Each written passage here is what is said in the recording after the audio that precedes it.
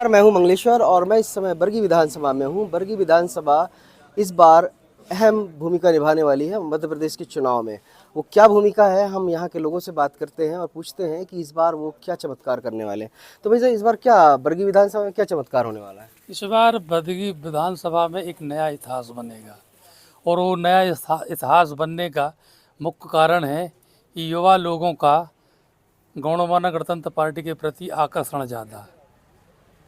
यही एक लंबे अरसों के बाद में ये अवसर मिला है और बरगी विधानसभा क्षेत्र के सर्व समाज के लोगों ने एक ही मन बनाया है कि इस बार गौणमाना गणतंत्र पार्टी के प्रत्याशी को ही विजय बनाना है। तो यहाँ मतलब क्या समस्याएं क्या है आदिवासियों की?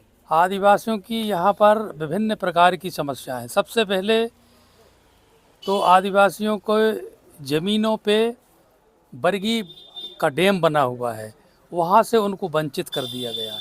ठीक है, आपने वंचित कर दिया, कोई बात नहीं, मगर उनके किसानों के लिए पानी की व्यवस्था ना होने के कारण हमारे बरगी और चरगमा क्षेत्र के गरीब आदिवासी लोग जबलपुर पलायन कर रहे हैं अपनी रोजी रोटी के लिए। वो इसलिए क्योंकि पानी ना होने के कारण खेती से वो लोग वंचित हैं। अच्छा, आप महिला हैं, जनप्रतिनिधि भी हैं, तो ये सरकारें जो अभी भाजपा को ले लें या कांग्रेस को, महिलाओं की बात करते हैं, आरक्षण देने की बात करते हैं, तो ये क्या लगता है इतना प्रतिनिधित्व मिलता है महिलाओं को? नहीं, हम लोगों के साथ बहुत भेदभाव होता है। भेदभाव होता है कि एक महिला क्या कर लेगी। तो रानी दुर्गावती भी एक महिला थी और इतिहास गवाह है कि उन्होंने जान गंवा दी पर अपना आत्मसम्मान आत्मबल नहीं खोया। तो इस बार हमारी महिला शक्ति ने कि अन्य समाजों की महिलाओं को निकाल के लाए हैं हम। युवा शक्ति हमारी बहुत जागरूक है और इस बार हम सबसे बड़ा इतिहास की बात बताएं कि बहुजन समाज पार्टी की महिलाएं पुरुष हम लोगों को सम्मान देकर साथ में आए हैं। इस बार वो इतिहास रचा जाएगा जो कभी नहीं हुआ। दूसरी बात, इतना ज़्यादा सोचते हैं कि एक बीजासन गांव है अभी भी डैम के अंदर है, वहाँ के लोग मरने जीने की मतलब जान जोखिम में डाल के मरने जीने की परवाह किए बिना नाव पे आते हैं। बरसात तक में खाने पीने का जो अनाज है वो नाव से लेके जा रहे हैं। वहाँ तो बिजली तक भी नहीं पहुँची कुछ सब। नहीं है, बिजली नहीं है। दूसरा, उनको इतना उपेक्षित कर दिया गया है कि विस्थापित परिवारों को विस्थापन के लिए जगह भी नहीं दी गई। दूसरा, पानी और पेयजल और सींचने के जल से हम लोग बिल्कुल भी निराधार हैं। तो यहाँ के लोग पलायनवादी हो गए। तो हमारे जो जवान लड़के बाहर जा रहे हैं काम के लिए, तो कभी कभी तो कोई जिंदा आ जाता है, बहुत अच्छा। कभी कभी वहाँ से पैक करके पेटियों में आ जाते हैं कि ये मर गए, ख़त्म हो गए। तो अधिकांश आदिवासियों के जो बच्चे बाहर जा रहे हैं तो जानवरों के दुश्मन भी बने। कोरोना काल में हमारा आधा सा आदिवासी समाज का बच्चा जो गया है वो वापस ही नहीं आया। और महिलाओं के प्रति तो विडम्बना ये है कि अगर महिला कुछ करना चाहे तो ये महिला है, ये गुणों की महिला है, गुणवा समाज है साला, ये क्या कर लेगा। लेकिन गौड़ समाज में भी राजे महाराज रहे, ये जल जंगल जमीन हमारा है। इस बार तो आर पार की है बात। तो इस बार मतलब पूरा आर पार है, मतलब आरी इस बार, मतलब आरी इस बार वो चलेगी मतलब। आरी इस बार ऐसी चलेगी कि इस बार बस गौड़वाना सरकार। तो आप भी आगे आ जाइए, आप युवा हैं, तो अभी क्या लगता है आपको कि अब कितना मतलब गोंडवाना जो गणतंत्र पार्टी है, इसका भी युवा एक जेएसयू आई है, उसमें भी काफी युवा हैं और इस बार बिल्कुल जो पुरजोर से लगे हुए हैं। तो इस बार मतलब क्या नया होना है मध्य प्रदेश में? नया कुछ नहीं, परिवर्तन होना है। और तो वो पन्ना ही है। और एक जो आंकड़ा बता रहा ना कि हम जीत के बहुत नज़दीक हैं, बरगी से लेकर प्रशासन तक के नज़दीक हैं, क्योंकि हर एक प्रॉब्लम्स इनने खुद की है। तो इनका जो रिएक्शन है वो रिएक्शन होने वाला है इनके ऊपर।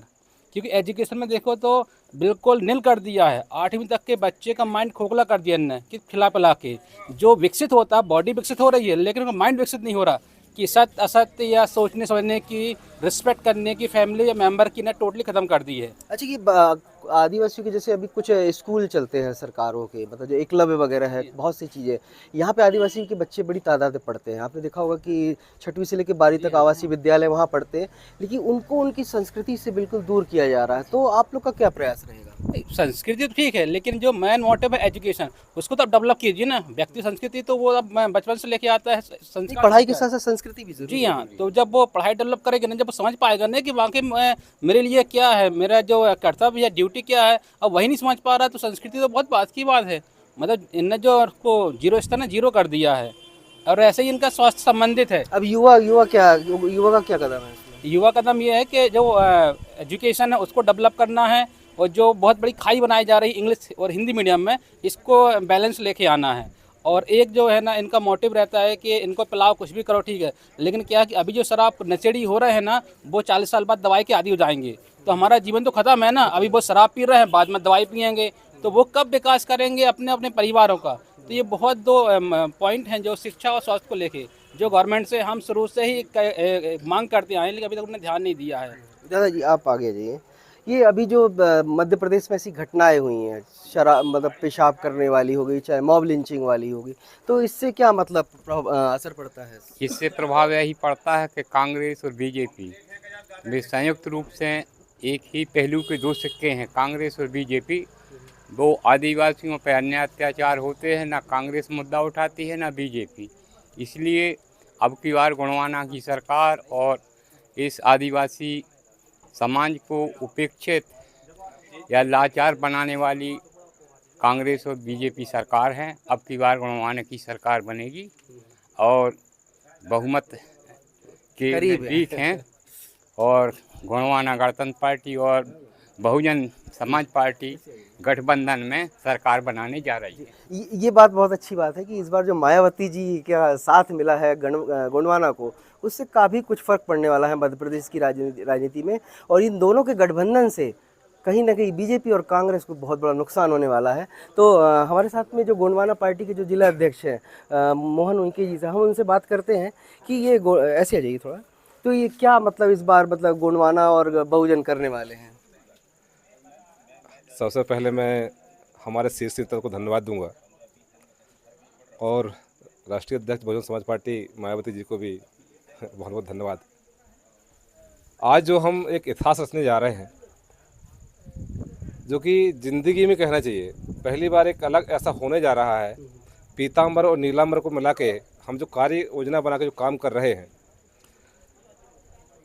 मध्य प्रदेश और छत्तीसगढ़ में जो गठबंधन हुआ है, उन गठबंधनों को लेके समीकरण ऐसा सामने आ रहा है कि गोंडवाना गणतंत्र पार्टी और बहुजन समाज पार्टी के बगैर सरकार नहीं बन सकती, और सरकार हो सकता है कि बहुजन समाज पार्टी और गोंडवाना गणतंत्र पार्टी की सरकार बन सकती है।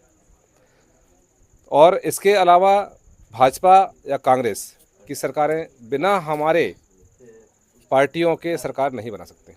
अच्छा, इतनी बात करते हैं अपन कि मध्य प्रदेश में आदिवासी बाहुल जिला है, अभी तक आदिवासी मुख्यमंत्री की मांग नहीं होती है, ना मुख्यमंत्री बनाया जाता है। तो इस बार मतलब गोंडवाना क्या दावा करेगी कि हमारा मुख्यमंत्री होना चाहिए?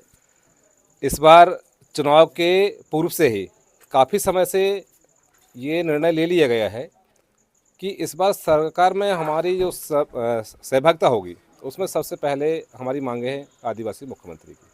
इस बार मुख्यमंत्री आदिवासी बनेगा। तो इस बार आदिवासी मुख्यमंत्री होगा, ऐसा गोंडवाना का कहना है। और गोंडवाना पार्टी इस बार जो दमखम लगा के लड़ रही है, उससे कहीं ना कहीं दूसरी पार्टियां जो हैं उनकी नींदें हराम हो गई हैं। तो कहीं ना कहीं अब आने वाला जो चुनाव है, अब जैसे बढ़ता जाएगा तो कहीं ना कहीं ये धड़कनें भी उनकी और तेज़ होते जाएंगी, और उसी उनकी धड़कनें तेज़ होंगी और इनका जोश बढ़ेगा। तो कहीं ना कहीं फ़ायदा गोंडवाना को और बहुजन समाज पार्टी को होगा। बरगीज से विधानसभा से मंगलेश्वर।